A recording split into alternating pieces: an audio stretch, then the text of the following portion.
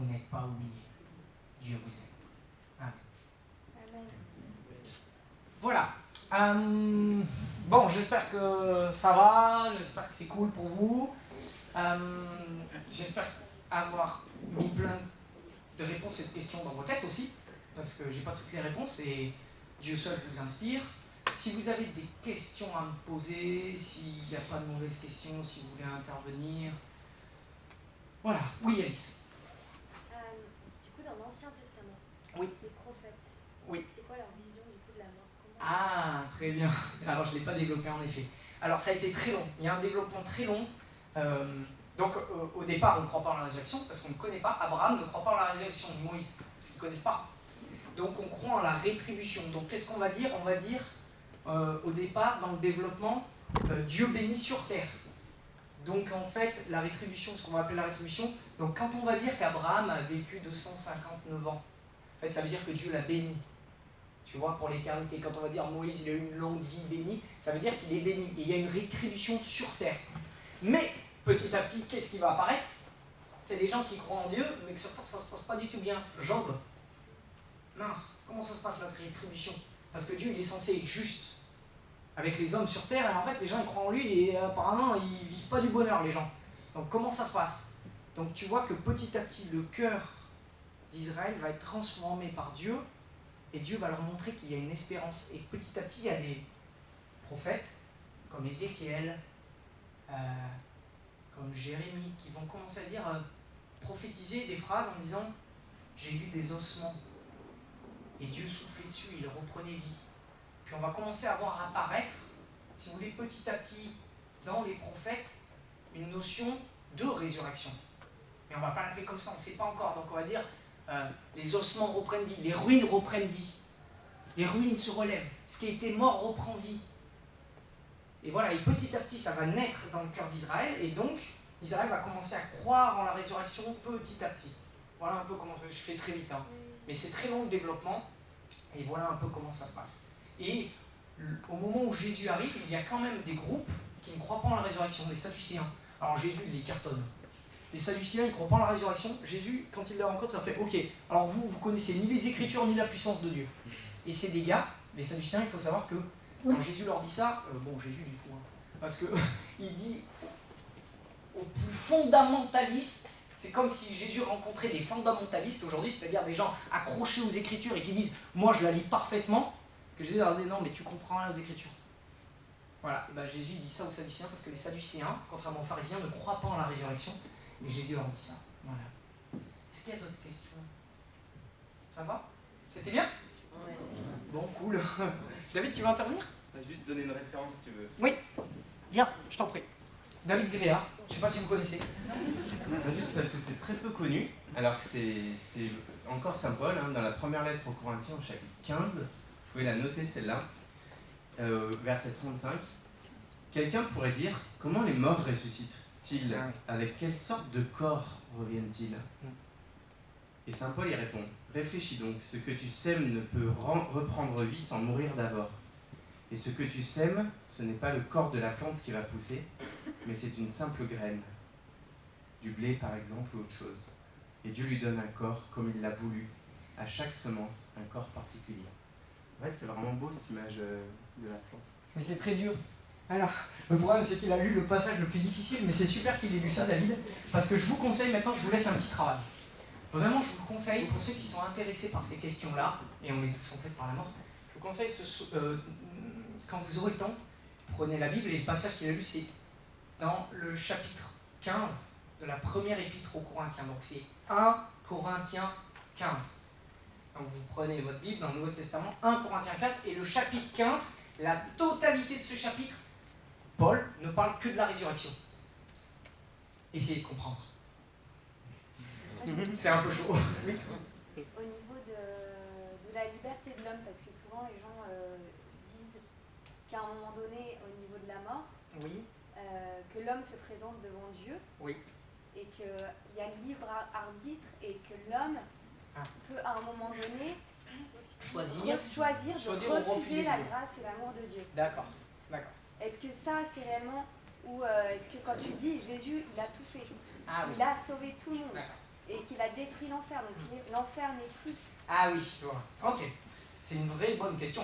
C'est vrai, la question, vous savez comme on dit quand on arrive devant Pierre, comment ça se passe, avec les portes, avec les clés, avec les anges, la musique, ou sinon la marmite qui boue. Non mais vous avez tous eu les images. Ok, elle pose une très bonne question. En fait, donc de dire comment ça se passe quand... Est-ce qu'il y a là-haut encore un libre arbitre? Est-ce que là-haut il y a une possibilité de rémission, de rejet? Est-ce que là-haut, enfin on dit là-haut parce que c'est le ciel, hein, Jésus emploie le terme ciel, est-ce que là-haut il y aura cette possibilité soit complètement de se retourner vers Dieu, pour Adolf Hitler, par exemple, c'est la question, on devrait dire, est-ce qu'Adolf Hitler est au paradis? Ou à l'inverse, quelqu'un qui dirait non, le même Adolf Hitler, il dit non, moi je te refuse la vie et c'est moi qui décide. Comment ça se passe le rapport entre le jugement de Dieu, le libre arbitre, qui décide quoi? Alors Jésus nous a laissé une parole qui nous dit tous les péchés seront remis, sauf un, le péché contre l'esprit. Il y a un péché qui ne sera pas remis. Alors le problème, c'est quoi le péché contre l'esprit? Il faut surtout pas que je le fasse. Le péché contre l'esprit, on pourrait dire en simplifiant que c'est le refus de la miséricorde. C'est-à-dire, je refuse la miséricorde. Donc, comment ça se passe là-haut? Je pense que d'abord, comme disait David Stapham, il est venu me voir, on en parlait, et il me fait, tu sais, Benoît XVI, quand il a écrit Spé Salvi, quand on a commencé à parler de l'après à la mort, comment ça se passe exactement, chronologiquement, vous voyez, parce que nous, on veut savoir chronologiquement, heure par heure, tu vois, ça va se passer comment? On attend un peu, c'est quoi? Il y a une file d'attente, et comment ça se passe? Nous, on est des humains, quoi. On a envie d'imaginer, nous, on a tout imaginé. Quand il y a une porte, après, il y a du chauffage, c'est chauffé là-haut, quoi. On est bien, quoi.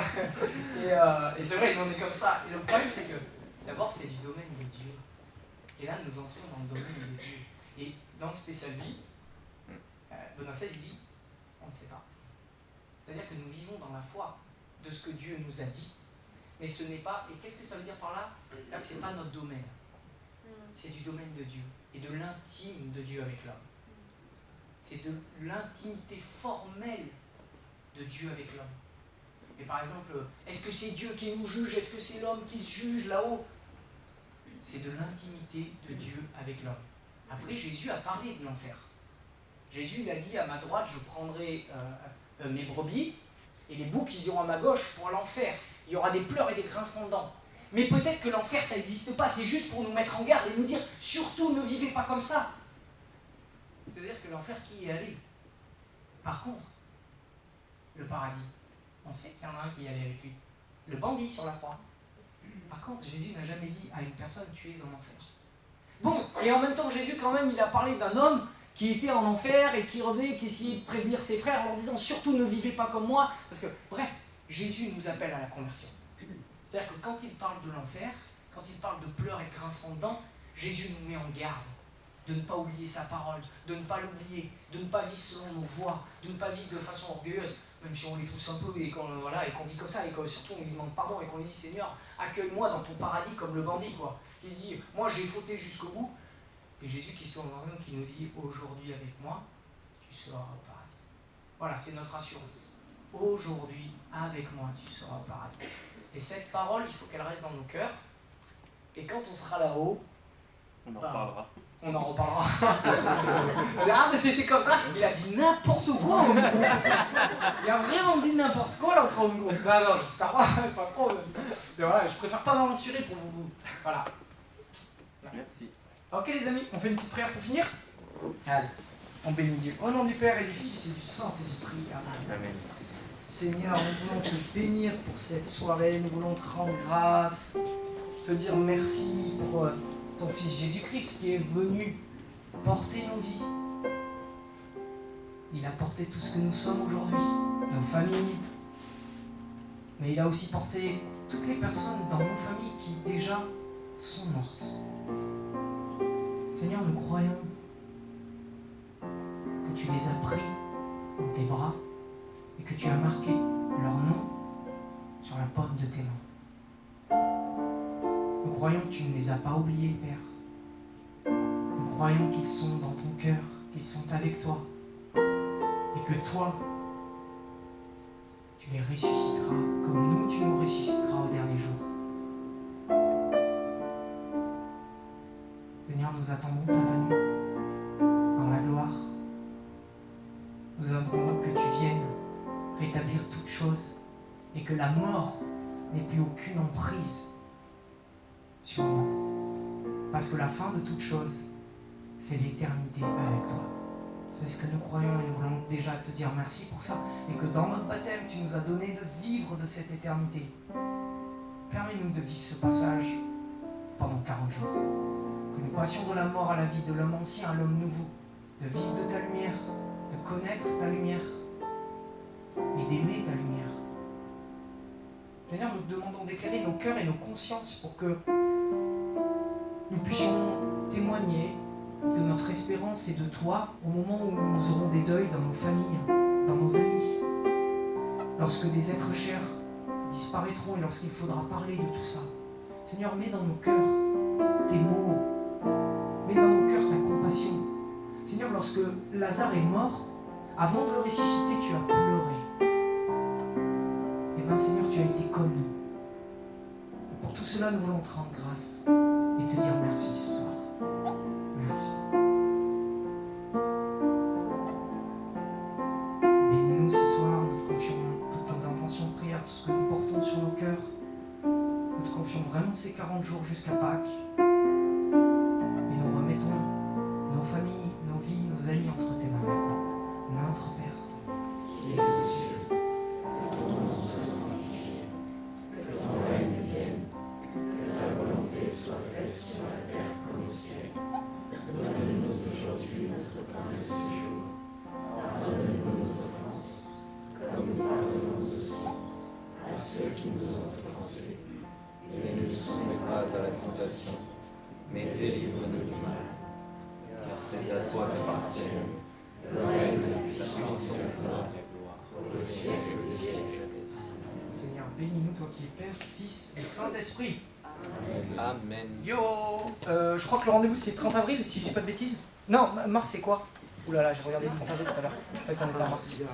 Quelqu'un connaît les dates?